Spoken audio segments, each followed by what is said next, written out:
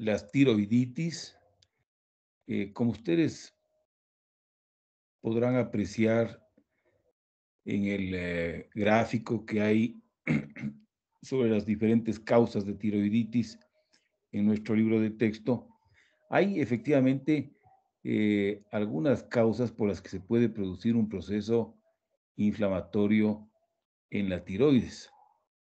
Y vamos a revisar las dos más frecuentes. La primera es la tiroiditis subaguda, pero que también se llama tiroiditis subaguda dolorosa, o también tiroiditis de Decker-Vein o tiroiditis granulomatosa. Sí. Veamos un caso para introducirnos en esto de las tiroiditis. Tenemos una señora de 32 años que tuvo una infección de vías respiratorias altas hace un mes y desde hace 2 semanas refiere dolor intenso en la cara anterior del cuello y ese dolor se irradia al oído y aumenta al tragar. Tienes un dolor en la zona de la tiroides. Se nota un engrosamiento en el lado izquierdo, es lo que refiere la señora. Se palpa un bulto en el lado izquierdo del cuello. Además, se nota muy cansada, con falta de apetito, nerviosa, con leve temblor de las manos. Y al examen físico, ¿no es cierto? La señora está con una taquicardia moderada y lo más importante es que la tiroides es muy dolorosa a la palpación y el lóbulo izquierdo está aumentado de tamaño. Todo el médico, Disculpe que le interrumpa. Lo que pasa es que la pantalla está un poco rara, está como cortada. No sé si podría dejar de compartir y luego volver a compartir, porque así se arregló la vez pasada. ya, Gracias, Doc. a ver, vamos a ver.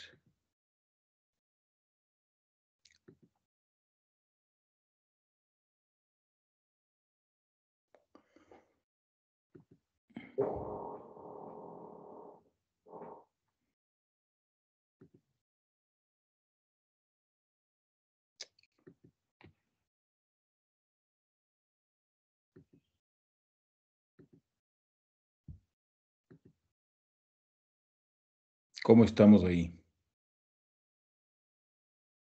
Ya, Doc, ahorita ya se ve todo. Muchas gracias. Bueno, entonces les decía que en el examen físico de esta paciente lo más importante era que la tiroides era muy dolorosa a la palpación y el lóbulo izquierdo estaba aumentado de tamaño. Entonces el médico le pidió unos exámenes, le pidió una velocidad de sedimentación globular que estaba bien aumentada. Fíjese, hay pocas enfermedades que producen esta elevación de la velocidad de sedimentación. Tenía la TSH suprimida y la T4 aumentada. Entonces, ¿qué les parece? ¿Qué creen que deberíamos hacer en este momento para determinar la causa de este hipertiroidismo?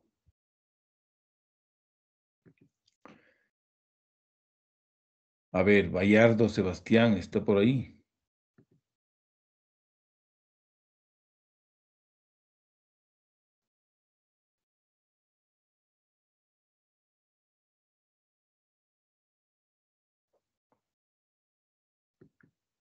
Bayardo Sebastián, ¿está por ahí?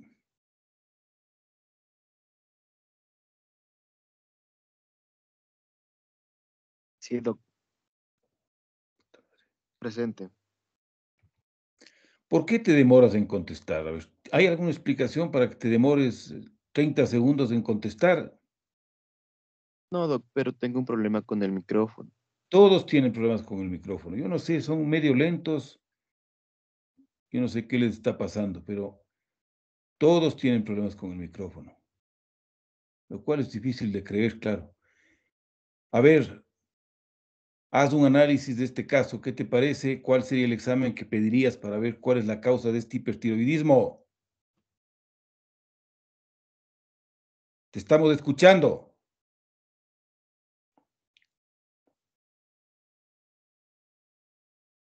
¿Lo puede leer el caso en voz alta, Doc?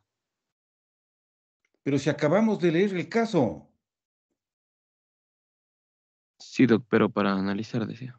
Pero ok. ¿Cómo para analizar? ¿Quieres volver a leer el caso otra vez? ¿O no estabas atento en la clase? No, para sacar los datos importantes. Bueno, ya te estamos diciendo cuáles son los datos importantes. Desde hace 2 semanas, dolor en el cuello, tiroides muy dolorosa, el lóbulo izquierdo aumentado de tamaño, síntomas de hipertiroidismo y exámenes sugestivos de hipertiroidismo. Esta señora está con un hipertiroidismo, con una tirotoxicosis. De las diferentes causas de tirotoxicosis, de hipertiroidismo, ¿cuál crees tú que puede tener? ¿Qué examen le harías para confirmar esa hipótesis?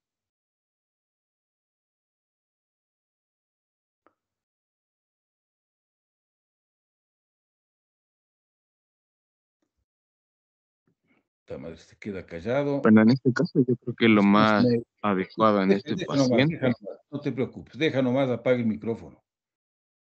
un ultrasonido, Doc. Pero ok. A ver, Dayana Estefanía, Sí, Doc, buenos días.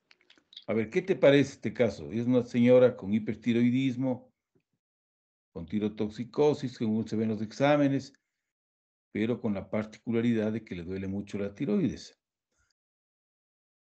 Para el diagnóstico diferencial de este hipertiroidismo, ¿qué examen le pedirías? Doc, ¿se podría pedir un ultrasonido ¿Para qué quieres pedirle un ultrasonido? para ¿Cómo poder te va a ver? ayudar el ultrasonido a saber cuál es la causa por la que la tiroides está trabajando demasiado? mm, Porque esa es la pregunta. ¿Qué causa de hipertiroidismo puede tener esta señora? ¿Cómo te va a ayudar el ultrasonido? A ver, dime, tú estás diciendo que vas a pedir un ultrasonido. A ver, o sea, para ¿cuál ver la sería, cómo inflamación. te ayuda el ultrasonido? En todo caso, se podría tal vez pedir una biopsia. ¿Y cómo te va a ayudar la biopsia a conocer la causa por la que la glándula, por la que las hormonas están muy altas? Eh,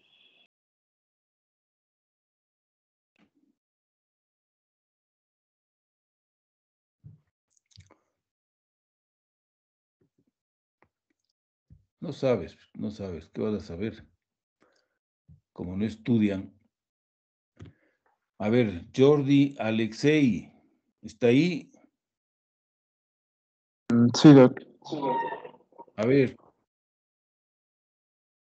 Yo creería que deberíamos tal vez pedirle los títulos de anticuerpos sobre la TSH, tal vez, Doc.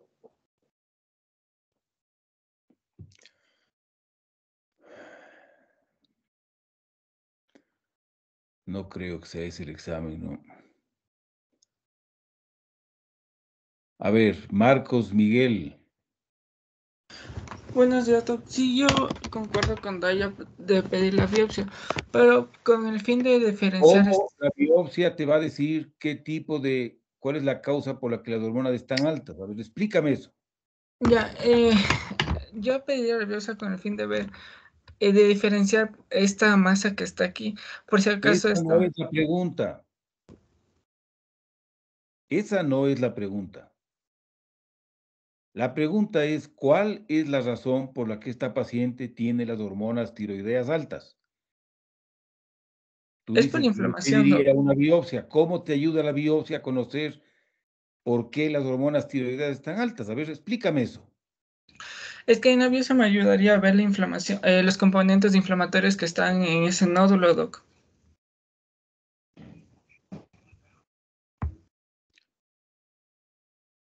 No me parece que sea la respuesta correcta, ¿no?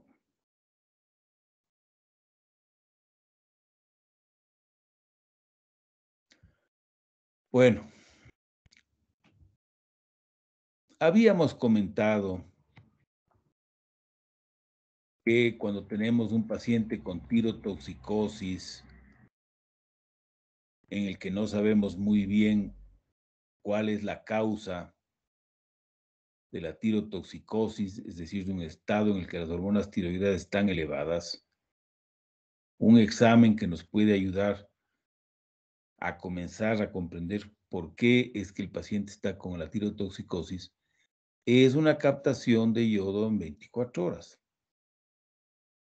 Si la captación está alta, entonces tenemos que pensar en todas estas posibilidades, ¿no es cierto? Si la captación está baja, entonces tenemos que pensar en estas otras causas, ¿no es cierto? Una tirotoxicosis facticia, una tiroiditis, un tejido tiroideo ectópico, son las causas más probables. Entonces, en nuestra paciente, en la que tenemos un estado de tirotoxicosis y no está muy claro cuál es la razón, el examen correcto sería justamente una captación porcentual de yodo radioactivo, porque eso es lo que queremos saber este rato. Por supuesto que nos llama la atención este lóbulo izquierdo aumentado de tamaño, doloroso, ¿no es cierto? Pero si hacemos una punción y el patólogo nos dice que se ven unas células inflamatorias granulomatosas, eso no nos va a indicar cuál es la causa por la que las hormonas están altas, ¿no? Entonces, a esta paciente se le hizo una captación porcentual de yodo radioactivo en 24 horas. Y el resultado demostró que en la zona de la tiroides no había prácticamente captación, es decir, que la captación era menor al 12%, fíjense. Entonces, este es un examen muy importante, ¿no? ¿Por qué? Porque esta señora que tiene una tirotoxicosis, ¿no es cierto?, está teniendo alguna de estas causas, ¿no? Porque la captación está baja, fíjense. Y entonces, como a la señora le duele la tiroides, entonces este examen prácticamente está confirmando que esta señora lo más probable es que tenga, ¿no es cierto?, una tiroiditis subaguda de la variedad dolorosa, que es una enfermedad más o menos característica, ¿no? Por el dolor intenso en la tiroides que produce y la exquisita sensibilidad que suele tener la tiroides a la palpación, ¿no? Y la pregunta es, ¿por qué es que la glándula, ¿no es cierto?, no capta el yodo radioactivo? Pues no capta por dos razones. Primero, porque la TSH, como vimos, está suprimida, de modo que la glándula no está trabajando, porque no la estimulan. Y segundo, porque está inflamada, ¿no? Está destruida, de modo que hay aquí un proceso inflamatorio masivo, ¿no es cierto? Y entonces no hay captación. Y entonces la pregunta sería, ¿por qué las hormonas tiroideas están altas en la circulación? Pues justamente porque el proceso inflamatorio, que en el caso de la tiroiditis subaguda dolorosa se piensa que es de origen viral, ¿no es cierto?, produce una disrupción de los folículos tiroideos con salida de las hormonas tiroideas de forma masiva a la circulación. Y entonces eso explica, ¿no es cierto? Esa es una típica tiroiditis, ¿no? Un proceso inflamatorio, destrucción de los folículos, salida de las hormonas tiroideas a la circulación. Y entonces, las tiroiditis subagudas, ¿no es cierto?, incluyendo la que estamos viendo ahora, que es la tiroiditis subaguda dolorosa o granulomatosa, tienen un curso clínico más o menos típico, ¿no?, que les caracteriza.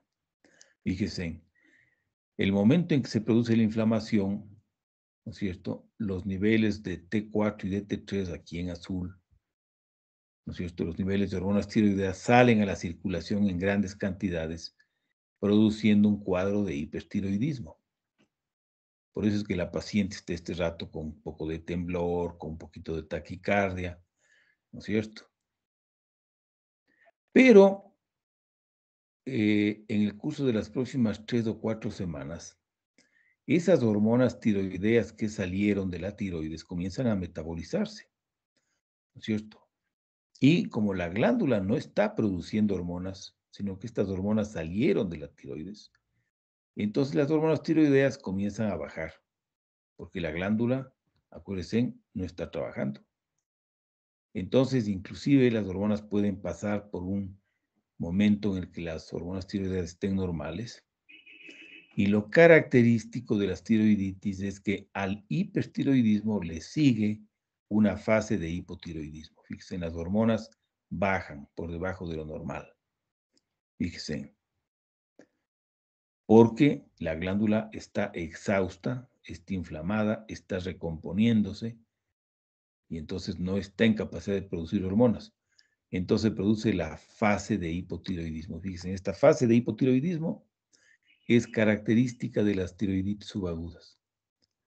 Y usualmente la glándula eventualmente se recupera de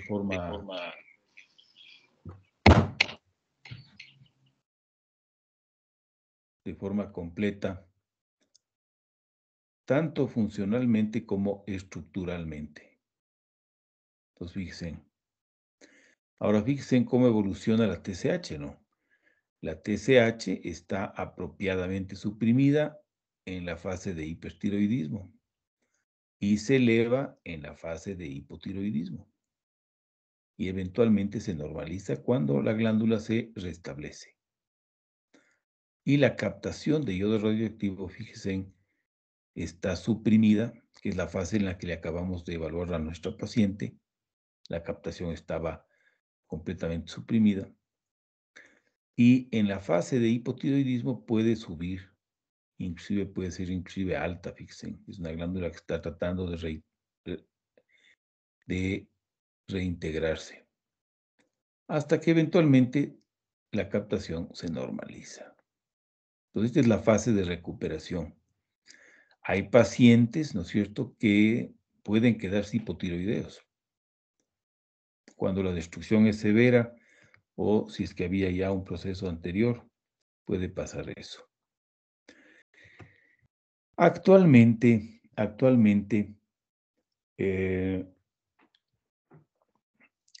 la ecografía de la tiroides puede ayudar muchísimo a diagnosticar una tiroiditis subaguda, ¿no? Dolorosa. ¿Por qué? Porque se puede ver primero que la glándula está engrosada. Ese engrosamiento puede ser unilateral, como en el caso de nuestra paciente, en la que principalmente el lado izquierdo estaba aumentado, pero el dolor y la inflamación pueden eventualmente pasar, en este caso, del lado izquierdo al lado derecho, ¿no es cierto? Y toda la tiroides puede encontrarse comprometida con el proceso inflamatorio. Y entonces lo que se suele ver en la ecografía es que la glándula está engrosada y en el parénquima tiroideo se observan áreas, fíjense ustedes, estas áreas que están aquí, estas que están aquí, ¿sí? Esta es la tiroides, este es el lado izquierdo, este es el lóbulo derecho que está grande, y aquí está la tráquea, ¿no es cierto? Aquí está la carótida, acá arriba estaría la piel. La glándula está grande y tiene unas áreas mal definidas hipoecógenas que en un corte longitudinal se les ve mejor. Fíjense en estas áreas que cuando los radiólogos no tienen experiencia pueden reportar como que fueran lesiones nodulares, tumores, y no son. Y estas áreas hipoecógenas, anecógenas mal delimitadas suelen coincidir con las áreas de máxima sensibilidad a la exploración física, ¿no? Estas áreas con seguridad son focos de inflamación aguda, ¿no? Fíjense. Aquí tenemos otras imágenes, fíjense en este lóbulo derecho enorme, el izquierdo también está grande, y en ambos lados se ven estas zonas hipoecógenas mal definidas, ¿no es cierto? Fíjese en esta zona tiene un aspecto feo, pero como a la exploración a la paciente le duele justamente este lado de la tiroides y casi no se deja tocar, ¿sí? Entonces sabemos que este es un proceso inflamatorio, ¿no es cierto? Otra cosa sería encontrar esta imagen en un paciente en el que al examen no le duele a la paciente para nada, ¿no? Eso ya habría que pensar en una lesión maligna. Fíjense en esta imagen hipoecógena de bordes mal definidos, irregulares, ¿sí? Estas son las características, ¿no? Ecográficas. Son tan típicas que en el contexto de un paciente que consulta por mucho dolor en la tiroides, puede ser suficiente para hacer el diagnóstico y podría no necesitarse hacer la captación porcentual de iodo radioactivo, ¿no? Fíjese en este caso, en un corte longitudinal, en el momento en el que la tiroides está muy dolorosa, muy sensible, esta zona enorme de hipoecogenicidad que casi compromete a todo el lóbulo derecho, ¿no? Fíjense. Y lo interesante es que la tiroides eventualmente se recompone, se reestructura, se recupera, ¿no es cierto? Funcionalmente y estructuralmente también. Entonces, fíjense en esta paciente, estos son casos míos, 9 meses después del proceso inflamatorio, fíjense, la tiroides del lóbulo derecho aparece perfectamente normal, ¿no? Aquí se ve una pequeña, como exagerando, podríamos decir, una cicatriz, un resto de todo este proceso inflamatorio. Pero básicamente, como ustedes ven, la tiroides se ha recuperado, ¿no? Este cambio es característico de las tiroiditis subagudas, ¿no? Fíjese. Entonces, cuando uno tiene un paciente con este cuadro clínico tan característico, probablemente con una ecografía ya se puede hacer el diagnóstico, ¿no? Y no haría falta hacer una captación. Ahora, si ustedes tienen cualquier duda, una captación en 24 horas les va a sacar de dudas, ¿no? El tratamiento de la tiroiditis subaguda es universalmente conocido y altamente eficaz, altamente eficaz. Los pacientes que por lo general vienen a la consulta cansados, con síntomas constitucionales y con un intenso dolor en el cuello de varios días o semanas de dolor que no se va con nada, responden al tratamiento inmediatamente, ¿no? Inmediatamente. Entonces, el tratamiento son antiinflamatorios no esteroidales o prednisona, ¿no es cierto? Entonces, se puede utilizar aspirina, por ejemplo, 600 miligramos cada 4 a 6 horas, o ibuprofeno, 1.2 a 3.2 gramos por día, o sea, dosis altas, y un tratamiento que se demora unas semanas, ¿no? En casos de un dolor muy intenso, de mucha afectación del paciente, ¿no es cierto? Este es otro esquema de tratamiento que nosotros utilizamos y que produce siempre excelentes resultados, ¿no? La prednisona en particular es un tratamiento muy eficaz. Con las primeras 3 o 4 dosis, el paciente ya se siente muchísimo mejor, ¿no? Entonces son pacientes muy agradecidos. El esquema de prednisona tiene que ser observado meticulosamente porque si el tratamiento no dura lo que debe durar, puede haber una recidiva del proceso inflamatorio. Y a veces se han visto inclusive casos que comienzan a cronificarse, lo cual es un dolor de cabeza terrible. Entonces, el esquema completo es, fíjense, como esta clase se graba, yo les recomendaría que apunten este esquema para que si alguna vez se encuentran con un caso, y no es raro, estoy seguro que alguno de ustedes se ha de haber visto un caso parecido, y no es raro, la tiroiditis subaguda dolorosa de Decker-Vein o granulomatosa en nuestro país es relativamente frecuente y parece ser que es mucho más frecuente que en otros países. Entonces, fíjense, 5 miligramos cada 6 horas de prednisona durante 7 días, una semana, cada 6 horas. La segunda semana, 5 miligramos cada 8 horas. La tercera semana, 5 miligramos cada 12 horas con el desayuno y con la cena. Y la última semana, 5 miligramos con el desayuno. Y ahí se acaba el tratamiento. Y entonces tenemos que hacer un seguimiento, ¿no es cierto? En estos pacientes con tiroiditis subaguda, se pueden utilizar beta bloqueadores si es que la taquicardia o el temblor son muy pronunciados. Lo que no se debe utilizar nunca son drogas antitiroideas, porque no van a hacer nada, ¿no es cierto? Y en la fase de hipotiroidismo, por eso es importante el seguimiento, ¿no es cierto? Se puede utilizar levotiroxina, ¿no es cierto? Acordándose, como se ve en esta gráfica, que la fase de hipotiroidismo puede demorarse, fíjense, en este caso 3, 4, 5 meses, ¿no? Entonces, hay que detectar la fase de hipotiroidismo, comenzar a tratar, pero sabiendo que este tratamiento no va a ser definitivo como en los típicos hipotiroidismos, sino que lo más probable es que el paciente se recupere.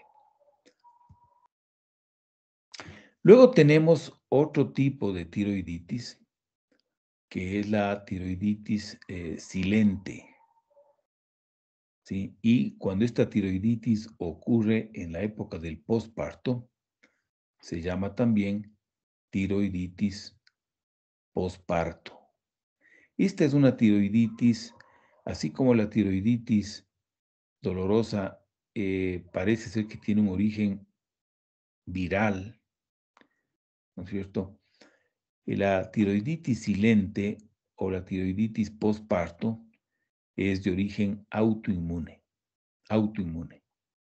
Es decir, que se produce una agresión de tipo inmunológico autoinmune contra la tiroides, ¿no es cierto? Y entonces se produce una tiroiditis, una inflamación difusa de la tiroides, ¿no es cierto? Con el típico curso clínico que acabamos de ver, ¿no? Fíjese, este sería un caso típico, una mujer de 36 años que se encuentra en el tercer mes del posparto y en las últimas semanas refiere palpitaciones, nerviosismo, calor, sensación de mareo. Es decir, síntomas de hipertiroidismo, de tirotoxicosis. Ella cree que su tiroides está un poquito más gruesa. Durante el embarazo tuvo pruebas tiroideas normales y 3 tías tienen problemas de tiroides. Al examen físico, la frecuencia cardíaca está cerca de ser una taquicardia. La tiroides está un poquito engrosada, pero al examen físico la tiroides no es dolorosa. ¿No es cierto? No es dolorosa y no se palpan nódulos. Y no hay signos de orbitopatía para pensar en una enfermedad de Graves. Fíjese, esta paciente tiene la TSH suprimida, tiene la T4 aumentada y tiene la T3 aumentada. El médico le pidió anticuerpos anti-TPO y son positivos. Es decir, esta señora tiene una enfermedad autoinmune de la tiroides, ¿no es cierto? Entonces, fíjense. Entonces, aquí es importante hacer el diagnóstico, ¿no? Esta señora está claramente con las hormonas tiroideas altas, es decir, tiene una tirotoxicosis y tiene síntomas de tirotoxicosis. Lo que no está claro es la causa, ¿no es cierto? Entonces, fíjense a esta paciente sí, la captación de yodo radioactivo en 24 horas es crucial para hacer el diagnóstico, ¿no? Crucial. Sin la captación no vamos a poder hacer el diagnóstico, ¿no? Entonces, fíjense, esta señora que perfectamente podría tener una enfermedad de Graves, fíjense, ya sabemos que las enfermedades autoinmunes son más frecuentes en el posparto, la enfermedad de Graves es más frecuente en el posparto. Esta es una mujer, la enfermedad de Graves es más frecuente en la mujer. ¿no es cierto? La tiroides está un poquito engrosada, ya sabemos que no todos los pacientes con Graves tienen bocio grande, no todos tienen signos de orbitopatía. Si esta paciente perfectamente podría tener una enfermedad de Graves base con estos exámenes, fíjense, tiene un problema autoinmune. Pues la única forma de confirmar que esta señora realmente tiene una enfermedad de Graves, que es lo más probable, es la captación, pero fíjense, esta captación no apoya el diagnóstico de una enfermedad de Graves, ¿no? ¿No es cierto? Fíjense, podemos volver otra vez a este gráfico. Fíjense, tenemos una señora con tirotoxicosis, ¿no es cierto? Podría ser una enfermedad de Graves, estadísticamente es lo más probable, pero al hacerle la captación fue baja. Entonces, esta no es una enfermedad de Graves, ¿no es cierto? Entonces, lo más probable es que esta señora tenga una tiroiditis postparto, ¿no? ¿No es cierto? Podríamos medirle, por ejemplo, la tiroglobulina, porque podría ser también una tirotoxicosis facticia, ¿no? La señora se esté tomando levotiroxina. Sería mucha coincidencia que eso esté pasando justo en el posparto, ¿no? Pero bueno, ustedes pueden pedir una tiroglobulina que, como sabemos, es una prueba que está elevada en todas estas causas, menos en la tirotoxicosis facticia, ¿no? En las tiroiditis, como ustedes comprenderán, como hay un proceso destructivo de la tiroides, la tiroglobulina está elevadísima, ¿no? Entonces, podría ser un examen que nos ayude, ¿no? Fíjense, en nuestra paciente, la captación fue crucial para hacer el diagnóstico. Esta señora tiene una tiroiditis, ¿no es cierto?, posparto, ¿no es cierto? Esta es una tiroiditis autoinmune. ¿Qué pasa en el posparto? Fíjense, en el posparto suele haber un rebote de la actividad autoinmune. Esto se ilustra en el comportamiento del título de anticuerpos, en este caso TPO, en este grupo de mujeres embarazadas. Fíjense, durante el embarazo, en general, los anticuerpos, la cantidad de anticuerpos TPO tienden a bajar en los diferentes trimestres. Tienden a bajar. Esto es lo que se llama un estado de inmunotolerancia, ¿no? Es decir, que el sistema inmunológico se aplaca un poco para no meterse mucho con el niño, que es un cuerpo extraño finalmente, ¿no? Entonces es comprensible eso. Muchas enfermedades autoinmunes, la artritis reumatoidea y otras, suelen mejorar bastante durante el embarazo, justamente por ese estado de inmunotolerancia, ¿no es cierto? Fíjense. Y entonces, en el posparto se produce un rebote de la actividad autoinmune, fíjense. Los títulos aumentan, ¿sí? Pero hay mujeres en las que ya durante el embarazo tenían más altos que otras y estas son las que tienen títulos más altos en el posparto. Y es este subgrupo el que suele tener tiroiditis posparto, ¿no? Fíjense. Entonces, esta es la causa no es que estos anticuerpos sean los causantes, ¿no? Sino que esta es una imagen, digamos, este comportamiento nos indica que el sistema inmunológico se activa nuevamente y a veces con fuerza, ¿no es cierto?, en su ataque a la tiroides, ¿no? Esto es apenas, digamos, un reflejo de lo que está pasando en general en el sistema inmunológico, ¿no? El ultrasonido no es una prueba diagnóstica que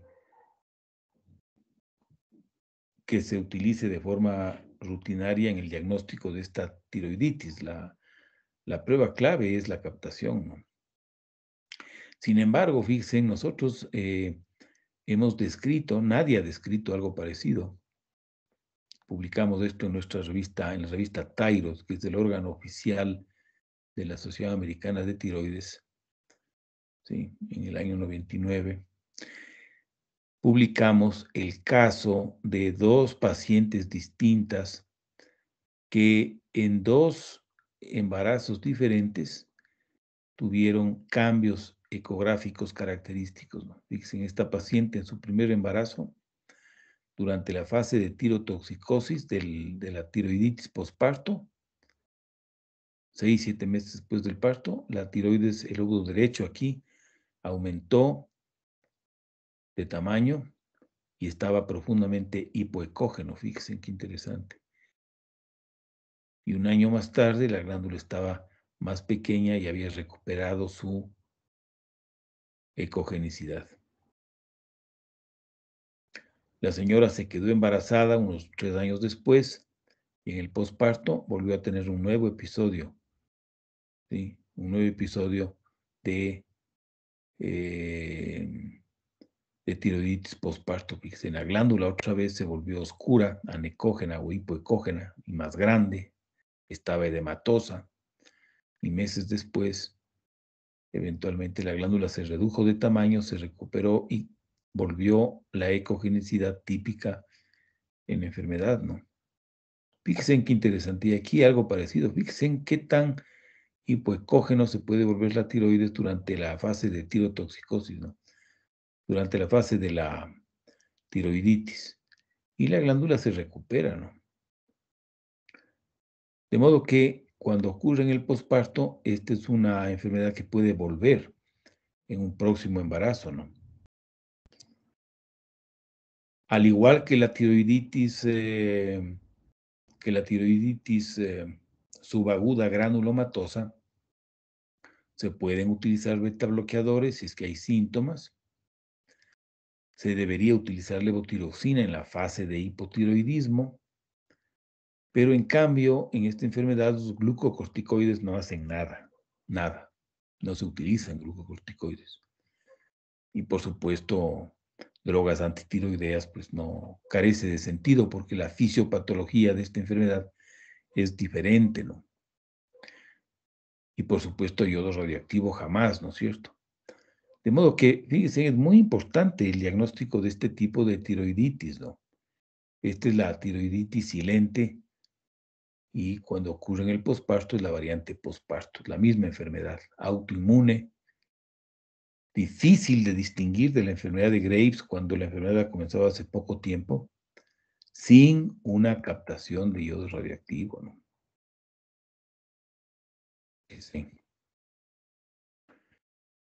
Muy bien. Ahora vamos a pasar a otro tema que forma parte del mismo capítulo, curiosamente, aunque no tiene mucho que ver, ¿sí? El capítulo de hipertiroidismo, es el síndrome del enfermo eutiroideo. Esto es algo que todos los médicos clínicos tenemos que conocer, ¿no? El síndrome del enfermo eutiroideo. Se trata de un trastorno en el que ocurren alteraciones hormonales, ¿no es cierto?, en pacientes enfermos. Alteraciones hormonales que por lo general, ¿no es cierto?, ocurren en el contexto de un paciente que no tiene ningún problema con la tiroides, ¿no es cierto? Entonces, cuando ustedes encuentren alteraciones hormonales en el laboratorio en un paciente que está hospitalizado con alguna enfermedad seria, hay que andarse con cuidado antes de atribuir esas alteraciones a un problema de la tiroides. Ese es, digamos, el mensaje del conocimiento de este síndrome, ¿no? Dicen, cualquier enfermedad aguda, severa, este es un calificativo importante, ¿no? Cualquier enfermedad aguda, severa, puede causar alteraciones de los niveles hormonales tiroideos sin que exista una enfermedad de la tiroides. ¿Sí? La principal causa de estas alteraciones hormonales es la liberación de citoquinas en el curso de estas enfermedades agudas, ¿no es cierto? Como por ejemplo la interleuquina 6. ¿Sí? Y a menos que exista una fuerte sospecha de un desorden tiroideo, debe evitarse la valoración de la función tiroidea en pacientes agudamente enfermos, porque van a salir resultados alterados y nos vamos a complicar. Solo la normalización del examen durante la convalecencia puede establecer claramente que este síndrome fue el causante de estas alteraciones hormonales. Fíjense, y en el epicentro de estas alteraciones hormonales que ocurren en el contexto de pacientes que están severamente enfermos, está el hecho de que el organismo en situaciones de enfermedad severa tiende a producir T3 reversa en vez de T3 activa, es decir, como que se protege, ¿no? Los pacientes gravemente enfermos están en un estado catabólico y entonces no les conviene para nada la presencia de mucha T3, ¿no? Que es una hormona que también es catabólica, ¿no? Entonces el organismo se defiende produciendo a partir de la prohormona tiroxina T3 reversa, que es metabólicamente inactiva, ¿no? De modo que en esta enfermedad la deiodinasa de tipo 3 está activa y la deiodinasa de tipo 1 o 2 se encuentra un poquito baja. Como la T3 también se metaboliza por efecto de la deiodinasa de tipo 3, fíjense, lo que hace esta es quitarle este yodo, ¿no es cierto?, a la T3, con lo cual le inactiva la T3. La misma enzima deiodinasa de tipo 3 produce T3 reversa e inactiva a la T3 en T2, ¿no?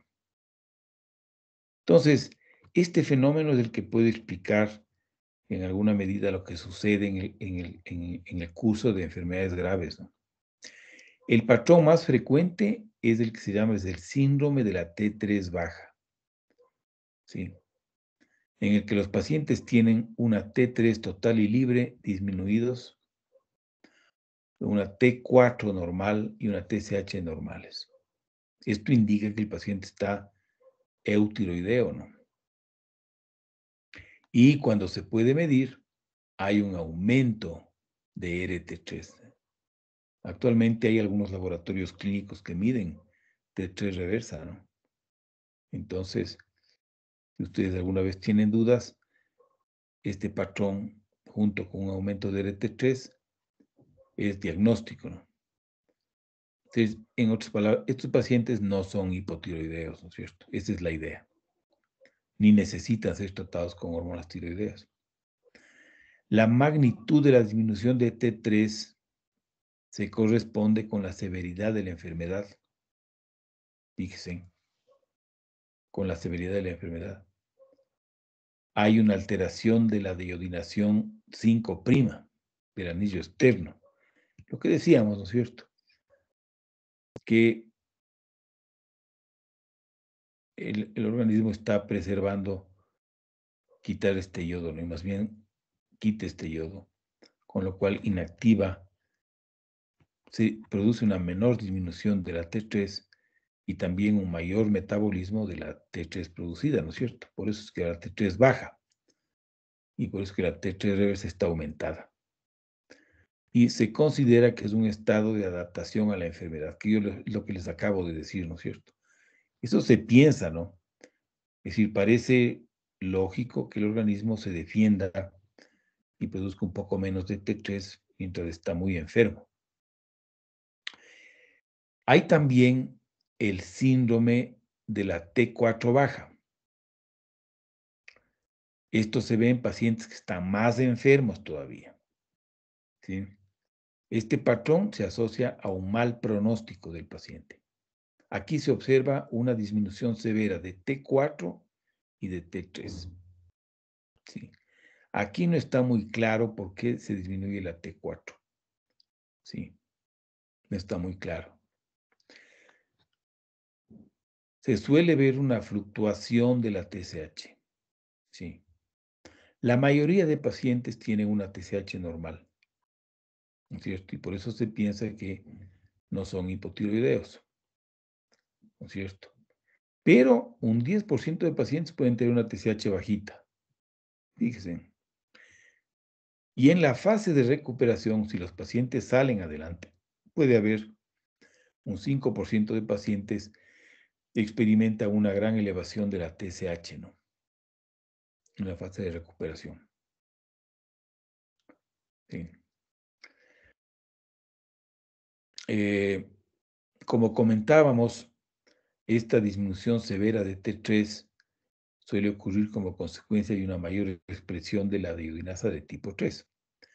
Y la alteración de la T4 parece que se debe también a una alteración de la unión de la T4 a la TBG. Es decir, que en el curso de estas enfermedades severas se producen sustancias que o compiten por los sitios de libra con TBG, compiten con la T4 por su unión a TBG, o hay sustancias que inhiben la ligadura de T4 a TBG. Y eso explicaría la severa disminución de T4, ¿no? Fíjense qué interesante. Todo esto pasa en pacientes que están gravemente enfermos, ¿no? Por eso decía la introducción que a menos de que haya una razón poderosa, es mejor no medir hormonas tiroideas en pacientes muy enfermos porque pueden salir patrones rarísimos, ¿no? Que nos pueden confundir. Hay también patrones en ciertas enfermedades específicas. Por ejemplo, en las hepatopatías agudas, en las hepatitis, por ejemplo, o en los fallos hepáticos agudos por hepatitis farmacológica, ¿no es cierto? Puede haber un aumento de T3 y de T4 total por un aumento de la TBG. Y sin embargo, la fracción libre es normal, porque la tiroides compensa la situación, ¿no es cierto? Cuando los pacientes evolucionan a insuficiencia hepática, que es lo que puede pasar con una hepatopatía severa, aguda, a veces, al punto en el que haya que considerar un trasplante hepático, ¿no es cierto? La T3 y la T4 comienzan a bajar. ¿Sí? Entonces, fíjense, aumento de T4 y de T3 por aumento de TBG, pero con fracción libre normal. En la enfermedad psiquiátrica aguda también se ha descrito en un 5 a 30% de casos un aumento transitorio de la T4 total y libre. Sin embargo, la TSH está usualmente normal. Y la TSH puede estar transitoriamente baja, normal o alta. Pues fíjense, si un paciente con una enfermedad psiquiátrica aguda presenta una elevación de T4 total y libre y una TSH baja, ¿no es cierto? Nos podemos confundir y pensar que el paciente está teniendo una tirotoxicosis y quizás que por eso es que está con un problema psiquiátrico agudo, ¿no? Entonces, esto hay que manejarlo con mucho cuidado, ¿no? Con mucho cuidado. En este caso, por ejemplo, el hecho de que la T3 esté normal ya nos debería llamar la atención, ¿no? Como médicos. Este sería un dato en contra de una enfermedad de Graves, ¿no es cierto? Porque lo que se ha descrito más bien es que hay casos de, como ya hemos visto, que se llaman de T3 toxicosis, ¿no? Es decir, que la T3 esté elevada, pero la T4 está normal. Pero sí se han visto casos de T4 toxicosis, pero son muy raras, ¿no es cierto? De modo que esta T3 es la que nos debe orientar un poquito sobre cómo proceder, ¿no? Y finalmente, en las enfermedades renales se puede ver pacientes que tienen una T3 baja, ¿no? Un síndrome de la T3 baja, pero curiosamente, estos pacientes tienen una RT3 normal, ¿no? Indicando que el mecanismo es diferente, ¿no? O sea, que parece que no es un aumento de la actividad de la deiodinasa de tipo 3. De modo que les recomiendo que se lean este capítulo, esta parte del capítulo que estamos revisando en nuestro libro de texto, porque es algo que siempre les va a servir, ¿no? Vamos a pasar ahora a otro tema incluido en nuestro capítulo, que es el efecto de la miodarona en la función tiroidea. Efecto de la miodarona en la función tiroidea. La miodarona es un antiarrítmico muy eficaz en ciertas arritmias cardíacas y es un medicamento muy empleado por los cardiólogos. Y a veces les cuesta dejar la miodarona porque es muy difícil encontrar un reemplazo de este fármaco. El problema es que la amiodarona tiene montañas de yodo en su estructura química, ¿no? Fíjense, por peso, el 39% de la molécula es yodo, ¿no es cierto? Dosis típicas de amiodarona se asocian a niveles altos de yodo en plasma y en orina, más de 40 veces por encima de lo normal, fíjense. Impresionante. Entonces ya sabemos nosotros que el yodo puede tener efectos en la tiroides, ¿no? Hemos visto que hay pacientes que pueden hacer hipotiroidismo por el exceso de yodo. Eso vimos entre las causas de hipotiroidismo estaba el exceso de yodo, ¿no? Y también vimos en la clase pasada que hay el fenómeno del yod bácedo, que es un hipertiroidismo inducido por un exceso de yodo, ¿no? De modo que nos llama la atención que los pacientes que toman amiodarona a veces presenten problemas de la función tiroidea, ¿no? Una cosa que agrava el manejo de estos pacientes es que la amiodarona se almacena en el tejido adiposo y los niveles altos de yodo pueden persistir más de 6 meses luego de suspender el medicamento. Fíjense ustedes, otro detalle que hay que tener en cuenta en el manejo de estos casos. La amiodarona, aparte de su alto contenido de yodo, parece que también altera la función tiroidea porque inhibe la actividad de las deyodinasas, concretamente de la deyodinasa 1 y 2. Y parece ser que sus metabolitos tienen una leve actividad antagonista de las hormonas tiroideas a nivel de receptores nucleares. ¿Sí? Entonces, ¿cuáles son los efectos de la amiodarona en la función tiroidea? Se puede ver una supresión aguda transitoria de la función tiroidea. Eso es lo que se llama el efecto de Wolff y Chaikov. ¿Sí? ¿Sí? La supresión aguda transitoria de la función tiroidea es un efecto típico del exceso de yodo en la tiroides normal. ¿No es cierto? Es así reacciona la tiroides normal. Eso se llama el efecto de Wolff y Chaikov, una supresión aguda transitoria. ¿No es cierto? Ahora, normalmente la glándula tiroides normal escapa a esta supresión aguda. Por eso suele ser transitoria. Pero hay personas que tienen tiroiditis autoinmune, ¿sí? Mujeres con anticuerpos anti-TPO, que hacen hipotiroidismo porque sus glándulas no escapan del efecto de Wolff y Chaikov. Fíjense qué interesante. Es decir, que el hipotiroidismo es más frecuente en mujeres con enfermedad de la tiroides de tipo autoinmune que toman amiodarona. Y la amiodarona también puede producir tirotoxicosis, y hay dos formas. Hay una que se debe al efecto yod bácedo, ¿no es cierto?, que ocurre en personas que tienen algún problema en el que la glándula funciona de forma autónoma. Por ejemplo, pueden tener una enfermedad de Graves que está comenzando, en donde hay unos anticuerpos que le están estimulando la tiroides y trabaja de forma autónoma de TSH.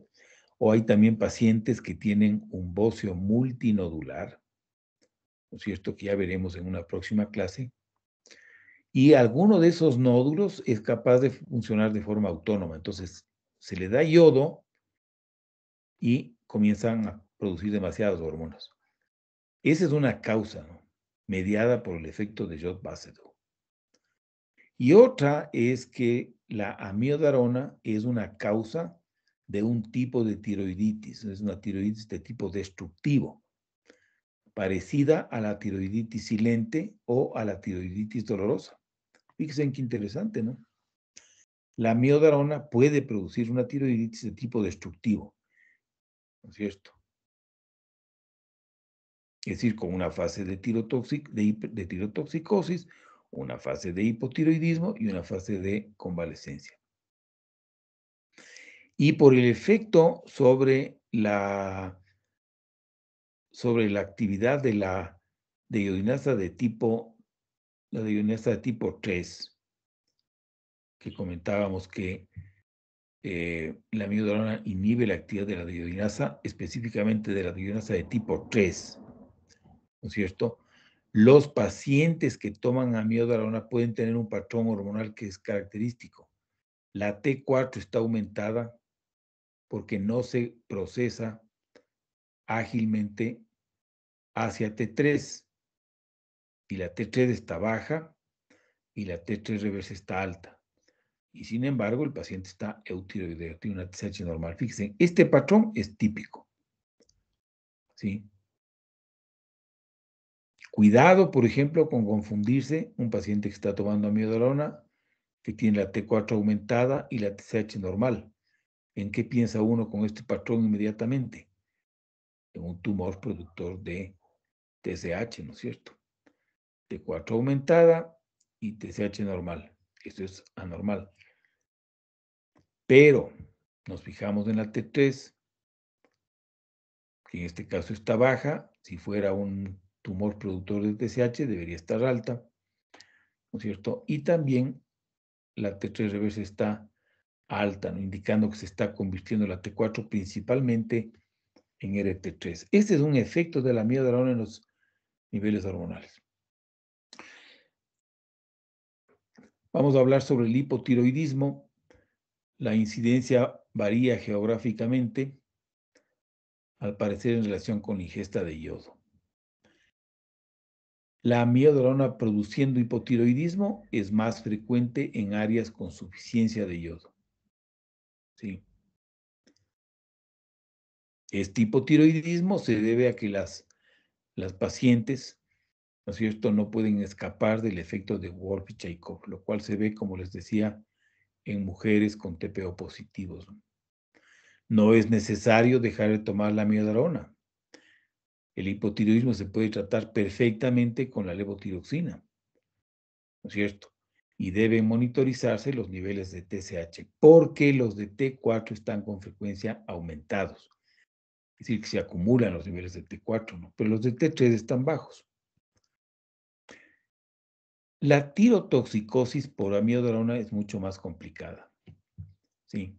En cambio, esta reacción de tirotoxicosis es más frecuente en áreas con deficiencia de yodo. Y como veíamos, hay dos tipos de tirotoxicosis. Hay la de tipo 1, así se llama internacionalmente. La tipo 1, ¿sí?, en la que el paciente tiene el fenómeno del Jod-Basedow, es decir, que la glándula tiene algún problema intrínseco que le hace autónoma y recibe el yodo de la amiodarona y produce hipertiroidismo, ¿no es cierto? Entonces aquí la captación, por ejemplo, está elevada y se debe al exceso de yodo. Pero hay también la tirotoxicosis de tipo 2, en la que el mecanismo es la tiroiditis destructiva, fíjense. Sí, sin enfermedad tiroidea intrínseca. Aquí no hay nódulos ni enfermedad de Graves. Usualmente se resuelve espontáneamente o puede evolucionar a hipotiroidismo, ¿no?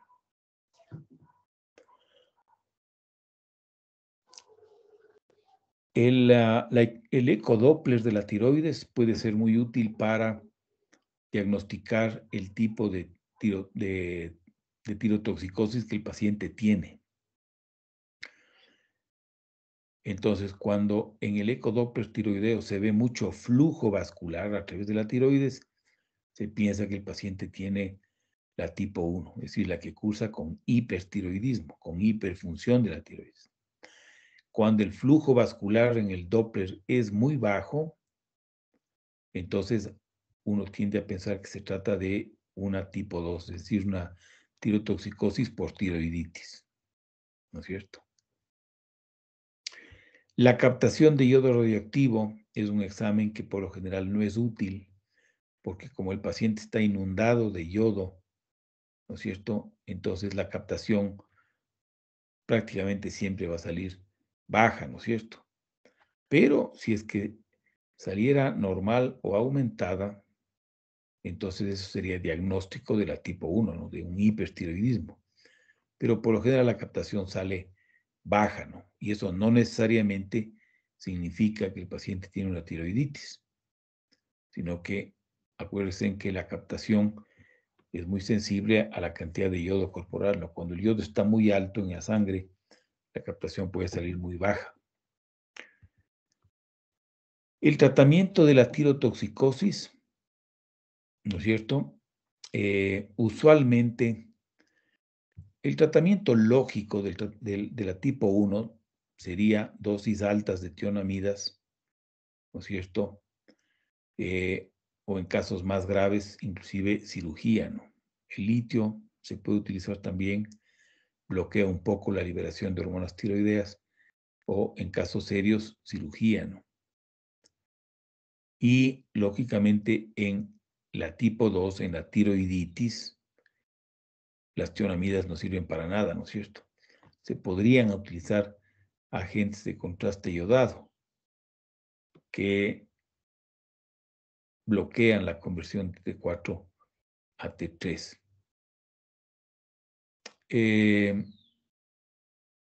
Lo que hacemos los médicos, lo que se recomienda hacer es tratar a todos los pacientes con tionamidas, ¿no? Porque no sabe, es bien difícil distinguir la forma 1 de la forma 2. Entonces, lo que se recomienda es tratar con tionamidas y seguir al paciente muy de cerca. Si algún rato hace hipotiroidismo, pues suspendemos las tionamidas, porque lo más probable es que haya sido una tiroiditis, ¿no? Que se va a resolver espontáneamente. Se puede pensar en suspender el medicamento, pero fíjense, eso no va a curar la tirotoxicosis rápidamente, ¿no? Porque está almacenado en el tejido adiposo. También les recomiendo que lean este sector, este subcapítulo de nuestro libro de texto, en donde con seguridad, sumado a lo que yo les he comentado, ustedes van a tener una mejor comprensión de lo que estamos hablando.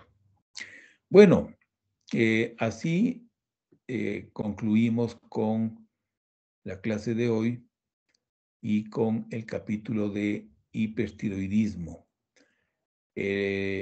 La próxima clase, que será el próximo viernes por el feriado, comenzamos con un nuevo capítulo y el último capítulo de la patología tiroidea, que es la enfermedad nodular tiroidea.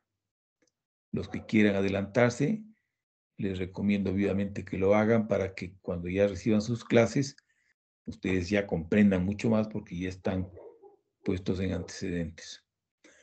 Me figuro que ustedes ya han completado los trabajos grupales que se ha enviado. Había uno sobre hipotiroidismo que me parece que se vence esta noche, me parece. Y pongan atención porque el próximo miércoles se va a abrir la última tarea también grupal sobre hipertiroidismo, la última tarea sobre el módulo de tiroides. Entonces estén atentos porque eso será para resolver la próxima semana. Si es que hay alguna inquietud, a ver si me dicen este rato, si no, nos despedimos hasta el próximo viernes.